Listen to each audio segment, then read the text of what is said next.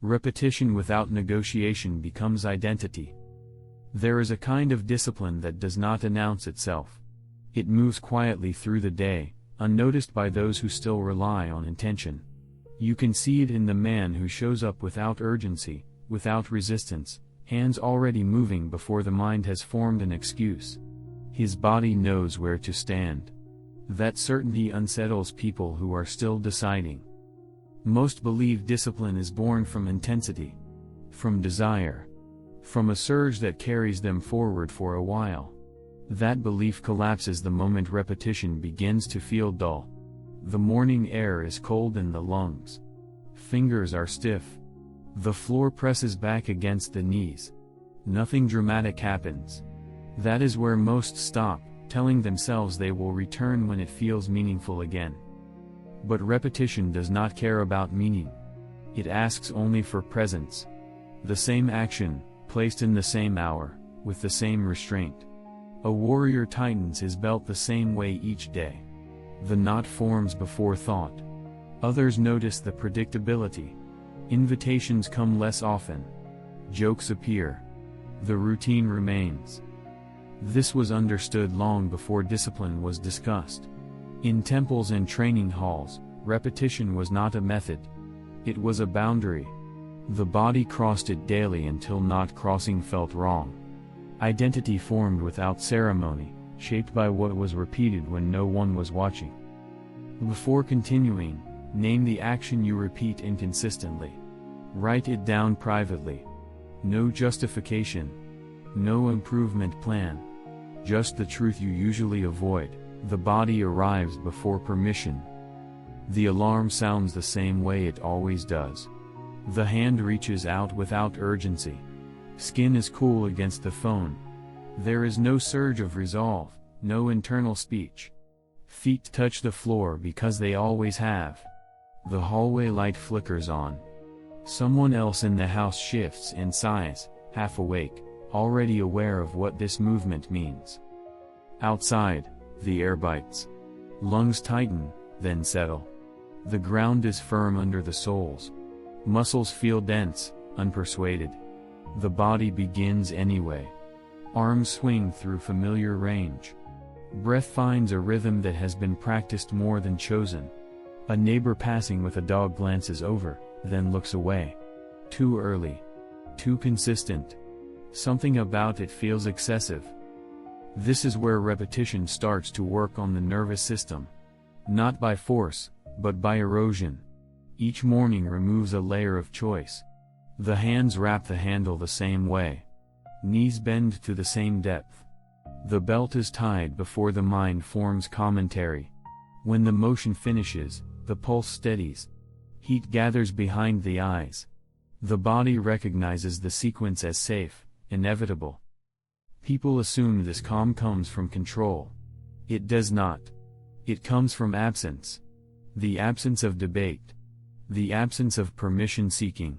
When repetition is clean, there is no inner conversation to win. The action has already been decided by yesterday, and the day before that. Skipping would require explanation. Showing up does not.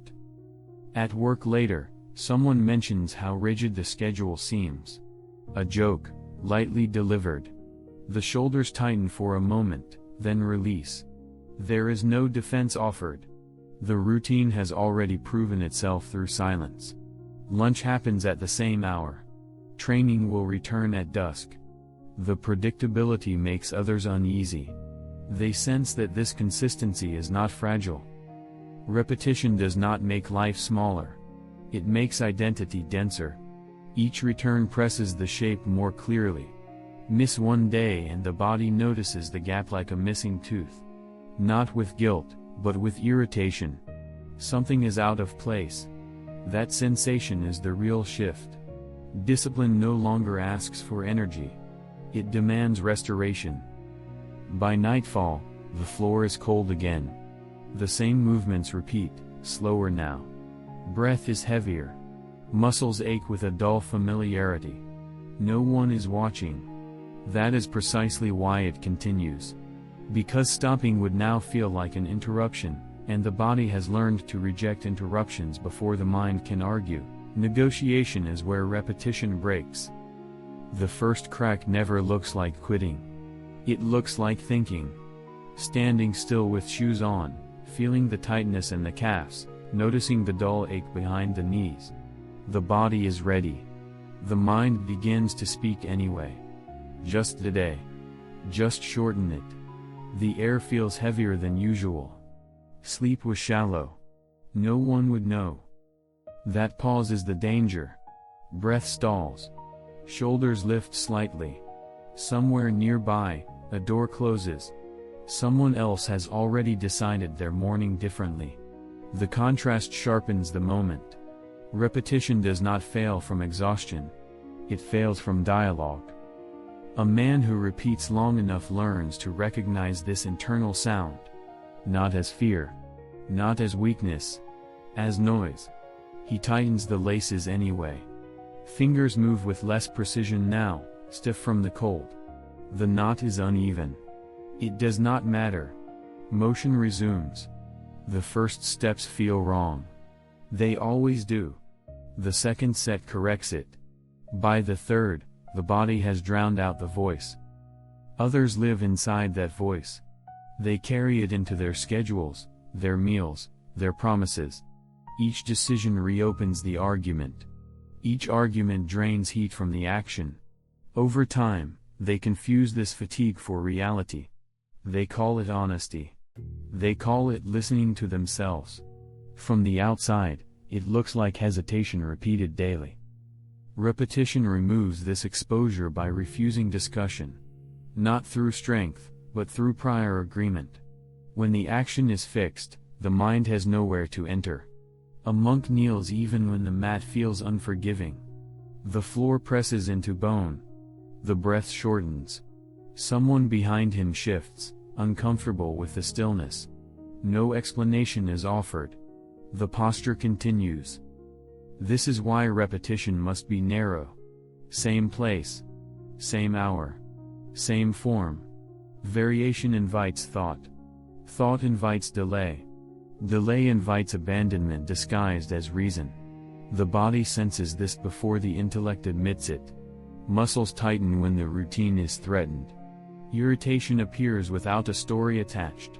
That irritation is the guard. Later, when asked why he keeps the schedule so rigid, the answer stalls in the throat. There is no language for it that would satisfy someone still choosing. Silence stretches. The questioner laughs it off, uneasy. The routine remains intact. Repetition does not argue for itself. It does not persuade. It waits. Every time negotiation is refused, it grows heavier, more rooted. At some point, the idea of deciding again feels obscene. That is when repetition stops being an action and starts behaving like a boundary. Cross it once, and you feel it immediately. Cross it twice, and the body begins to resist you. Continuity outlasts intensity every time. Intensity announces itself. It arrives loud, demanding space. Muscles burn early. Breath sharpens fast. Sweat forms before the body has settled. Others notice. Comments come easily. That kind of effort feeds on being seen, even when no one admits it. When it fades, it leaves nothing behind but soreness and an excuse. Continuity is quieter. It steps into the room without changing the temperature. The movement begins at half speed. Joints creak. There is a dull ache along the spine that never fully leaves. The body warms slowly, methodically, as if remembering an old path rather than forging a new one. No one claps. No one checks the clock. This is where repetition teaches its final lesson. Not every day feels complete. Some days the breath never deepens. Some days the hands feel clumsy, unresponsive. A monk with a fever still sits briefly. Sweat chills on the skin. Knees protest. Others glance over, unsure whether to intervene. He rises earlier than usual and leaves. The chain remains unbroken. Most people abandon continuity the moment performance drops. They mistake imperfection for failure. They stop entirely, promising to return when conditions improve. Days pass. The body forgets the posture. The time slot fills with something else. What broke was never strength. It was the thread. Repetition protects the thread by lowering standards without lowering presence. A warrior with an injured leg practices footwork in place. Movements are small, contained. The room is quiet enough to hear breath scrape the throat. Someone watching shifts uncomfortably, disappointed by the lack of spectacle. The practice continues anyway. Continuity does not reward effort. It rewards return. Each time the body shows up under reduced capacity, it reinforces the agreement. This is what makes repetition resilient. It bends without breaking. It accepts dullness, weakness, distraction, and keeps the hour intact. Later, when intensity-driven people speak about burnout, the word sounds foreign. There is no collapse here because there was no spike. The routine never asked for more than was available. It asked only not to disappear. The body understands this fairness. It responds with loyalty. Miss a session and the sensation is immediate. Not guilt. Dislocation. The day feels slightly misaligned. Meals taste flatter. The evening stretches strangely. Something essential was skipped, and the body knows it before the mind names it. Continuity sharpens that awareness over time. It becomes harder to justify absence than to endure mediocrity. That reversal marks the threshold. Once crossed, repetition no longer depends on mood or pride. It survives on memory etched into muscle. Break the chain once, and you feel the silence rush in, when the environment no longer matters. Rain presses against the windows before dawn. The sound is steady, dull. The floor is colder than usual. Fingers hesitate on the light switch for a fraction of a second. The body registers the conditions, then moves anyway. Shoes are pulled on with less care. Fabric sticks slightly to the skin. The door opens. The weather is not consulted. This is where repetition finishes its work. Not by hardening resolve, but by removing relevance. Conditions lose authority. Heat, cold, noise, silence, all reduced to background. The action proceeds unchanged. A runner shifts indoors without comment. A practitioner shortens the range when space is tight. No emotion attaches itself to the adjustment. The sequence continues. Most people fail here because they treat obstacles as moments requiring thought. When plans break, they pause. That pause invites interpretation. The body cools. The mind fills the gap. Excuses arrive dressed as practicality. By the time a decision is made, the hour is gone. Repetition anticipates interruption. It does not improvise. It has answers prepared in advance. When rain falls, movement relocates. When exhaustion surfaces, pace drops. When time collapses, the smallest version of the action appears. The body accepts this without relief or disappointment. The rule was never intensity. The rule was presence. Others notice this adaptability and misunderstand it as flexibility. They assume there is freedom inside the routine. There is not. There is only continuation. The freedom they sense comes from watching someone who does not need permission to adjust. That absence of hesitation creates its own pressure. Conversations trail off. Invitations soften. Predictability unsettles people who still live by exception. Inside the repetition, the body begins to recognize threats before they form. Shoulders tighten when the schedule is disturbed. Breath becomes shallow when an hour is missed. The response is immediate and physical. No moral language appears. Something simply feels wrong, like stepping with the wrong foot first. This is the final inversion. Obstacles stop feeling like reasons to stop and start feeling like reasons to protect the chain. The practitioner moves faster to secure the time slot. Doors close earlier. Boundaries harden quietly. Not out of discipline, but out of necessity. The routine has become structural. By night, the same adjustments repeat. Space is smaller. Energy is thinner. The form is reduced again. Knees bend less. Breath stays close to the chest. Someone nearby watches briefly, then looks away, unsure what to make of effort without ambition. The repetition does not explain itself. It absorbs interference and continues. Over time, this refusal to be disrupted changes the relationship with the world. Circumstances lose their leverage. The environment becomes irrelevant. What remains is a sequence that expects to be honored, and a body that no longer asks whether it will be. The shift others start to resist. It happens quietly. Not in a breakthrough moment, not after a long streak. One morning, the body moves before the thought appears. The mat is already unrolled. Hands press into the surface. The room is dim. Breath is shallow but steady. There is no internal command given. The sequence has begun without permission. This is when repetition crosses a line others can sense. The change is not visible in performance. It appears in timing. You arrive early without rushing. You leave without explanation.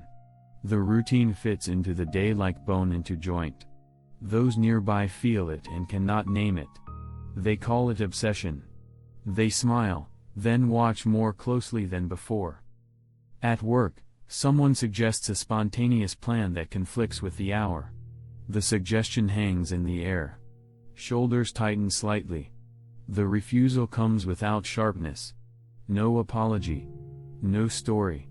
The temperature in the room shifts. Someone laughs to smooth it over. Another looks irritated. The schedule remains untouched. Repetition has done this. Not by making you stubborn, but by making deviation feel unnatural. The body recognizes alignment and misalignment faster than the mind. When the routine is threatened, there is a physical response. Jaw sets. Breath shortens. It is the same reaction as stepping onto unstable ground. Instinct takes over. Others begin adjusting around this consistency. They stop asking at certain times. They preface invitations with disclaimers. Some admire it quietly. Others push against it, testing whether it will bend for them. Each test sharpens the boundary. Each refusal reinforces it. The repetition grows heavier, more solid. This is where many people sabotage themselves. The social pressure intensifies. Predictability makes people uncomfortable because it removes leverage. They can no longer negotiate your attention. They can no longer rely on your flexibility. The cost of repetition becomes visible here, and most are unwilling to pay it. The body absorbs that cost instead. Tension settles into the shoulders, then releases during the practice. The routine becomes the place where friction is processed. The floor is cold. Knees ache. Breath drags. The outside noise fades. The body returns to order while the world remains unresolved. At some point, someone asks directly why you are like this now. The question carries accusation disguised as curiosity. The answer does not come. There is no explanation that would translate. Silence fills the space. The relationship adjusts, or it does not survive. Either way, the repetition continues. This is the final function of repetition. It clarifies allegiance. Not through words, but through absence of compromise. The body no longer waits for approval. It has already chosen the sequence it will return to, again and again, regardless of who understands. That choice is felt long before it is defended. The day choice stops appearing. At first, repetition feels like something you are doing. Later, it feels like something you are maintaining. Then one day, it stops feeling like either. The action appears without invitation. You notice it only after it has begun. The body is already in position. Breath is already counting itself. The mind arrives late, irritated that it missed the chance to interfere. This is the day choice disappears. The absence is physical. There is no fork in the road. No tension between options. The body recognizes only one direction and moves into it the way lungs move into air. When the routine is delayed, discomfort rises immediately. Not anxiety. Not guilt. A structural wrongness, like a chair placed slightly off-center in a quiet room. Others mistake this for control. They imagine discipline tightening its grip. What they cannot see is how much effort has been removed. There is no resistance to overcome. No decision to rehearse. The action carries its own momentum now, built from hundreds of returns that asked nothing but to continue. The morning confirms it. The floor is cold. Skin reacts. The mat creases the same way it always has. Hands find the same placement without searching. Outside, someone scrapes ice from a windshield, moving too fast, already behind. You move slower. You are on time because time is no longer part of the calculation. When interruptions occur, the response is immediate and quiet. The routine compresses without discussion. Movements shorten. The hour shrinks. The chain remains intact. There is no relief in finishing early, no disappointment in doing less. Completion has lost its emotional charge. Only continuity matters now. This is where repetition fully inverts discipline. The body enforces the rule, not the will. Skip once and irritation lingers all day, low and steady. The evening feels unanchored. Sleep comes later. The next morning carries a slight edge. The body remembers the break even if the mind rationalizes it away. People around you feel this rigidity before you name it. They test it casually, then directly. Just this once. The words land flat. The refusal does not harden your face. It is already decided. They feel the finality and withdrawal, unsettled by the lack of struggle. Repetition has made the action non-negotiable without turning you into something loud. There is no declaration. No rule spoken aloud. Just a sequence that expects to be honored and a body that treats deviation as damage. This is the quiet threshold. On one side, discipline is something you try to maintain. On the other, it is something you risk losing. Once crossed, you no longer ask whether you will repeat the action tomorrow. You ask only what will happen if you don't. What remains after motivation is gone. Motivation leaves first. It always does. It slips out quietly, usually unnoticed, like warmth draining from a room overnight. One morning the body wakes without urgency. Muscles feel heavy. The breath stays shallow longer than usual.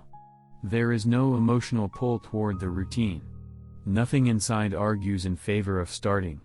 And yet, the body moves. Not eagerly. Not with pride. It moves the way it always has. Hands reach for familiar fabric. The floor meets bare feet with the same cold resistance. Somewhere outside, a car engine turns over and stalls. Someone else is already negotiating their day. You are not.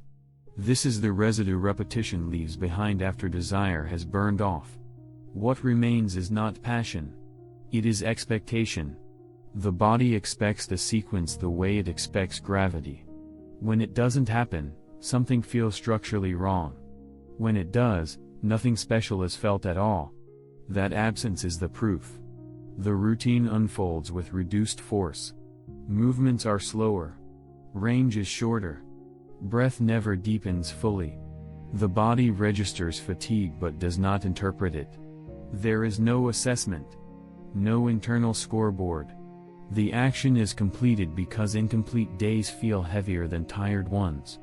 Others misread this state. They think something has been lost. They ask if you are burned out. They suggest changing things up. Their concern is genuine, but misplaced. They are looking for emotion where structure now lives. They cannot see that repetition has replaced motivation with something colder and more reliable. At work, the same pattern holds. Tasks begin without waiting for alignment. There is no hunt for the right mood. The first step is taken while the mind is still elsewhere. By the time attention arrives, momentum is already established. Someone comments on how steady you seem lately. The observation carries distance. Stability creates separation. This is the final utility of repetition. It makes action indifferent to feeling. Good days and bad days lose their authority. The body performs the same motions under both conditions, adjusting pressure but not direction. The environment fluctuates. The sequence does not. Later, when the routine ends, there is no satisfaction to savor. No sense of accomplishment to protect. The body simply returns to baseline. Shoulders drop.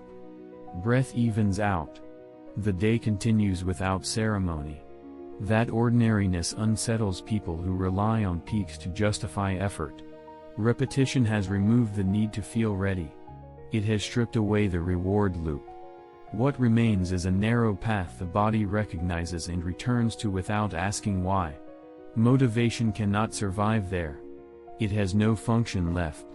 Only continuity remains. And once continuity stands alone, the question changes. It is no longer whether you feel like repeating the action. It is whether you are willing to disrupt what has already replaced feeling entirely, the identity that no longer needs reinforcement. Repetition ends where identity begins. Not because the action stops, but because it no longer needs protection. The body has learned the sequence deeply enough that deviation feels invasive. Discipline is no longer something you practice. It is something you disturb when you ignore it. That reversal is quiet, but permanent. At this point, the routine does not reward you. It does not energize you. It does not inspire you. It simply restores order. When the day pulls you apart, repetition pulls you back together without asking how you feel about it. The floor is cold. Knees bend. Breath evens out. The body returns to its shape. This is what most people never reach. They are still trying to build discipline through effort, through emotion, through pressure. They believe repetition is boring because they have never stayed long enough for it to become necessary. They quit before the body takes over. Before choice dissolves. Before identity locks in. A warrior does not repeat because he is disciplined. He is disciplined because repetition has removed the alternative. The sequence has replaced negotiation. The habit has replaced motivation. The structure has replaced desire. That is the cost. You lose flexibility. You lose spontaneity. You lose the comfort of excuses. People notice. Some drift away. Others test your limits and retreat when they find them intact. The routine remains. If this resonates, do not explain it. Do not justify it. Make it visible. Comment one action you will repeat daily. One sentence. No explanation,